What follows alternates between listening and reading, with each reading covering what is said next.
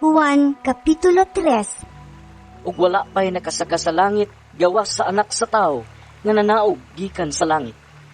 Sama nga giisan ni Moises didto sa kamingawan ang bitin nga bronse nga gibutang og tukon. Ang anak sa tao kinahanglan nga iisa usab aron ang tanan nga mutuo kaniya makabaton og kinabuhing walay katapusan. Kay gihigugma pag-ayo sa Dios ang kalibutan ug tungod niini gihatag niya ang iyang bugtong anak aron ang tanan nga mutuo kaniya dili malaglag kundili makabaton hinuon sa kinabuhing dayon. Kay wala ipadala sa Dios ang iyang anak nganhi sa kalibutan aron pagsilot kundili aron pagluwas niini.